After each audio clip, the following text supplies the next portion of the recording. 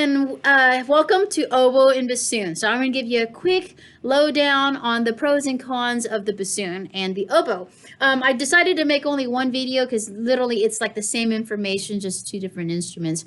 But let's go and get started. So what's the difference between an oboe and bassoon and like the saxophone and the clarinet and the flute? So the oboe and bassoon, they are they are part of what we call our double reeds. And so our double reeds, the way that they make sound is you have two pieces of reed, which is actually like a bamboo cane, and they are all cut by hand. Each reed is cut by hand, and it's made by a human being, not a machine. But anyways, you got two pieces of wood that flap together like this as you blow into it, and that creates the very, very incredibly unique sound that you heard in the other video. So I got to be honest with you. I can't demonstrate either one of these because I don't play them very well or often enough to actually give you a good demonstration of them. But I do love teaching them, and so I'm super excited that you are watching this video, okay? So let's go through some pros and cons, right? So the biggest pro about this, which is like good thing, the biggest good thing about these two instruments, oboe and bassoon, is that there's a lot of college money out there for you if you're looking for a way to pay for college without, with somebody else's money and maybe not your own. They're very specialized instruments. And so because of that, colleges will give you money for just to attend. Let me give you a quick example. This is a true story. This is an absolute true story. But a great friend of mine, his daughter wanted to be an animal doctor, a veterinarian. And so, she finishes through high school and all that stuff, and she's an oboe player as well. And so she finds, a couple of schools that she wants to go to. And ASU, Angelo State University out there in West Texas, gave her a full ride. That means every piece of college was paid for so that she could study to be an animal doctor. And the catch was that she just had to play oboe in their band. So three times a week she had to go and sit in their band and play oboe, and then they allowed her and they paid for the rest of her school as long as she just played oboe in their band. And that's not the only case that's ever happened. I have many other students that run into that same amazingness where they're great at oboe and they're great at bassoon, and because there's so few amazing bassoons and oboes, the colleges are just willing to pay out the wazoo just to get you into their band program. Okay, so that's huge, and the opportunity is obviously available to you as well if you choose to play oboe and bassoon. And I gotta say, the biggest reason why this happens is because, let's say I start like 30 clarinets this year, which I'm looking at starting about 15 to 20 actually. I will only start maybe 2 or 3 oboes and 2 or 3 bassoons. So it's a very small class, and it's a very elite group of students who get to play this instrument, because not everybody's going to be great at it, and not everybody's going to be willing to put forth the work to be amazing at it.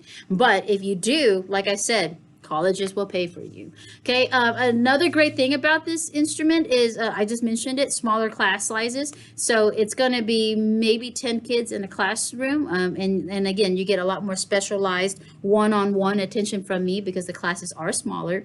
And then here's the great thing about both instruments. They will always be school-provided instruments, whether it's here at the middle school level, at the high school, even colleges. If you play oboe and bassoon, it's an instrument that you will always be given one by whatever school that you're at, whether it's middle school, high school, or college even, okay? Now, some cons. So it can't be all just fun and games and gloriness. There are some things that you have to really consider when you're wanting to play oboe or bassoon, okay?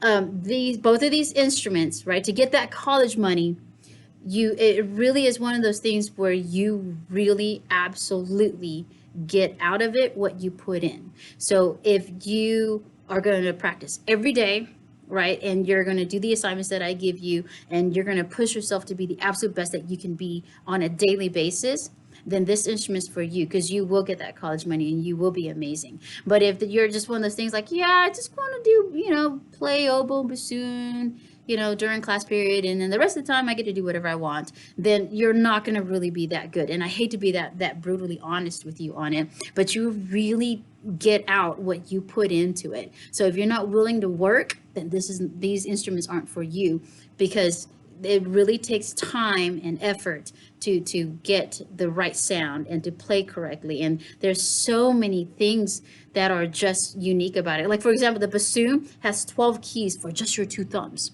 Your two thumbs are responsible for 12 keys in the front, and then your fingers are responsible for another 8 or 9. So that's 20 keys that are just for these 10 little fingers, right? And then the oboe, if you don't practice enough, you're going to sound like a duck for the rest of your life, right? So that's the biggest thing that I want to make sure that you know is that if you choose oboe or bassoon, it's work. But the payoff is amazing because you become one of maybe 3 kids that are going to be playing your instrument. You become stars immediately because if you're good at it, everybody loves you, everybody wants you, right? And like I said earlier, there's a lot of college money in it. Okay, so another thing that you have to really consider is that those reeds that I talked about, like I said, they are all made by human beings that live here in the area. Some of them are really good friends of mine. Actually, a couple of them are really good friends of mine. And I just call them up and I say, hey, you know, Caitlin needs a reed. Can you go ahead and make her one? And so, you know, my friend will sit there and they'll carve out a reed just for Caitlin, you know. And if I be like, if I need one that's a little bit harder, then I can call them. It's like, hey, that reed was really good.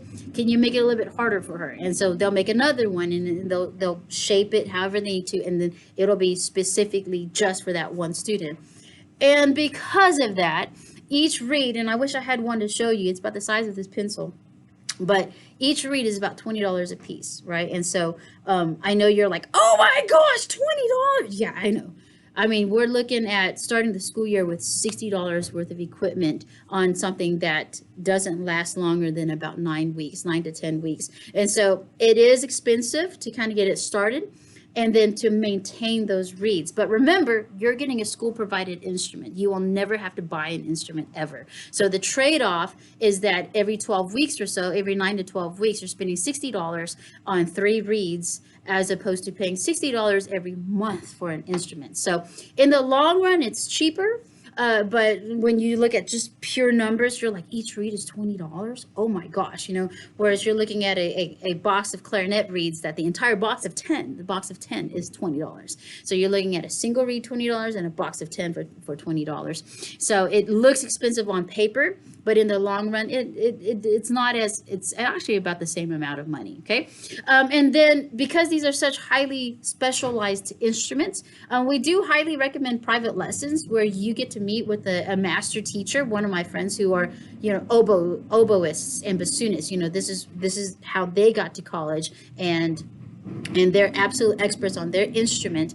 And so you get to work with them once a week. And there is a little bit of money that goes into that as well, but we provide scholarships. And for a lot of our beginners, we actually, for a lot of our beginners, we actually provide that as those private lessons for them, so that we know that you get a very good start to being amazing. Okay, so anyways, sorry for the length of this video and how long it's taken, but if you really want to hear more things about the oboe and bassoon, your best friend is YouTube, right? Just I would well, actually, I wish that I could just very quickly YouTube them for you. But YouTube oboe and bassoon, and you're going to find a lot of professional players that just sound absolutely amazing.